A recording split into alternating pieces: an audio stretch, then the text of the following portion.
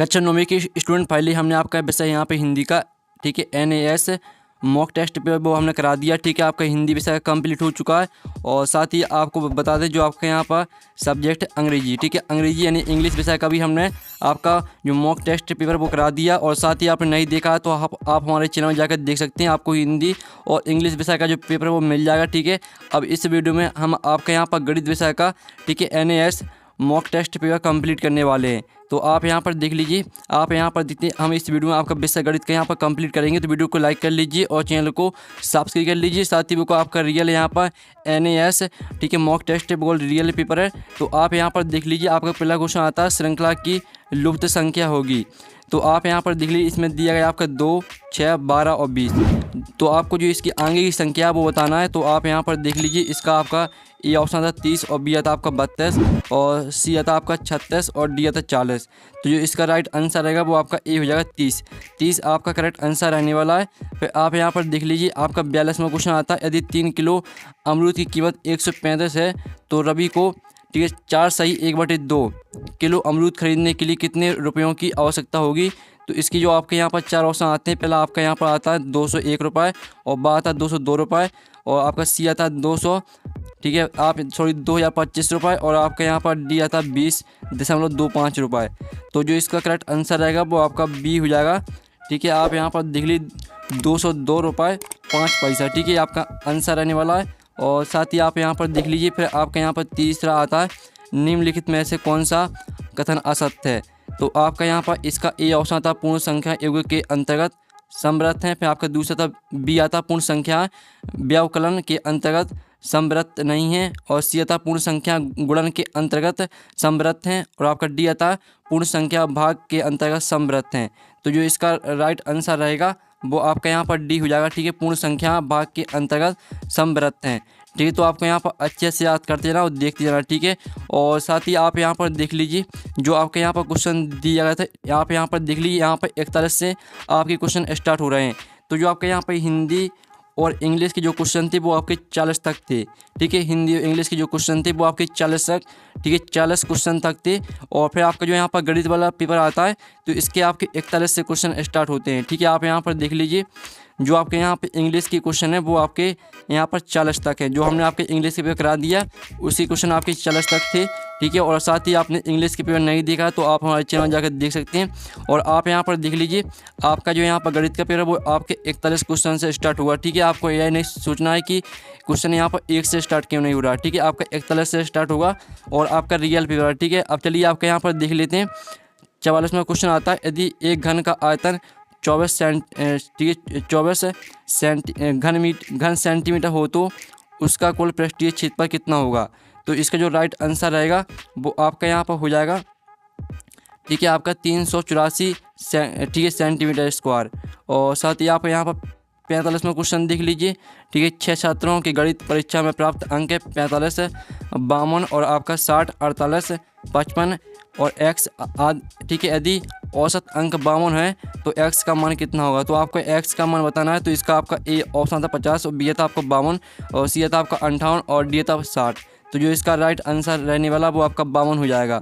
ठीक है, अब चलिए आपके यहाँ पर 46वां आता है, x3 plus x2 plus x+1 का गुणनखंडन है। तो जो इसका आपका यहाँ पर राइट आंसर रहेगा वो आपका बी हो जाएगा, x+1 और x2 प्लस 1। ये आपका यहाँ पर आंसर हो जाएगा 46 का आपका बी करेक्ट आंसर रहने वाला है। अब चलिए आपके यहाँ पर 47वां क्वेश्चन देख लेते हैं।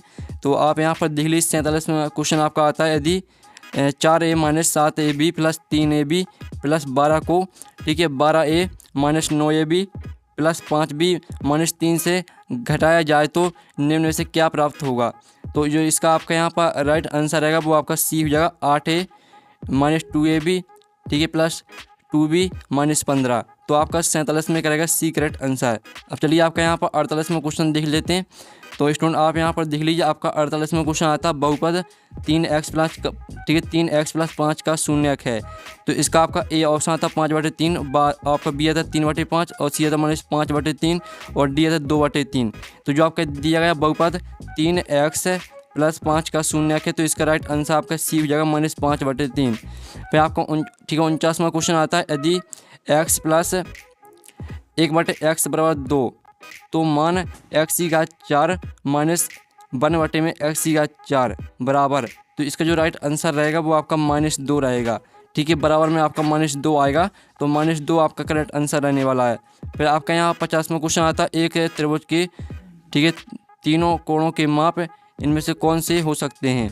तो आप यहाँ पर देख लीजिए, इसका आपका ए ऑप्शन आता है, बी और सी और डी। ठीक है, आपके 4 ऑप्शन आते हैं, तो इसका राइट आंसर आपका बी हो जाएगा, 60 डिग्री, 90 डिग्री, 120 डिग्री। फिर आपका यहाँ पर 51वां क्वेश्चन आता है, 10 वर्ष पहले किशन की आयु, ठीक है, राम की आयु की 7 गुनी थी, और 10 वर्ष बाद किशन की आयु राम की आयु की 3 गुनी हो जाएगी। राम की वर्तमान आयु है, तो आपको राम की वर्तमान आयु बताना है, तो इसका राइट आंसर आपका डी रहने वाला 80 वर्ष। ठीक है, जो आपकी राम की वर्तमान आयु रहेगी वो 80 वर्ष रहेगी। अब आपका 52वां क्वेश्चन आता है, यदि 3x - 7 बराबर 4x है, तो x बराबर, तो आपको x का मान बताना है, तो इसका जो राइट आंसर रहेगा वो आपका -7 हो जाएगा। ठीक है, फिर आपके यहाँ पर 53वां क्वेश्चन आता है, रवि 3 सही 1/2 किलोग्राम मिठाई को 7 लोगों में बराबर बांट रहा है, तो बताइए कि प्रत्येक को कितनी मिठाई मिलेगी। तो इसका आपका ए ऑप्शन आता है 3/4 किलोग्राम, और बी आता है 1/4 किलोग्राम, और सी आता है 1/2 किलोग्राम, और डी आता है 3/28 किलोग्राम। तो इसका राइट आंसर आपका सी हो जाएगा, 1/2 किलोग्राम। फिर आपका यहाँ पर 54वां क्वेश्चन आता है, जिसमें आप यहाँ पर देख लीजिए, एक्स को 81/2 से गुणा किया जाता है, फिर इसमें से संख्या 14 को घटाया जाता है, तो इस प्रकार प्राप्त व्यंजक का मान 0 हो जाता है। इस स्थिति में x का मान होगा, तो x का मान जो आपका यहाँ पर रहने वाला है वो आपका हो जाएगा 4/3। ठीक है, 4/3 आपका करेक्ट आंसर रहने वाला है। अब चलिए आपके यहाँ 55वां क्वेश्चन आता है, रानी ने केक का 2/7 भाग खाया, जबकि उसके भाई रवि ने शेष का 4/5 भाग खाया, तो केक का शेष बचा हुआ हिस्सा है। तो जो इसका आपका यहाँ पर राइट आंसर रहेगा वो आपका सी हो जाएगा, 1/7। ठीक है, 1/7 हिस्सा आपका यहाँ पर बचा हुआ है।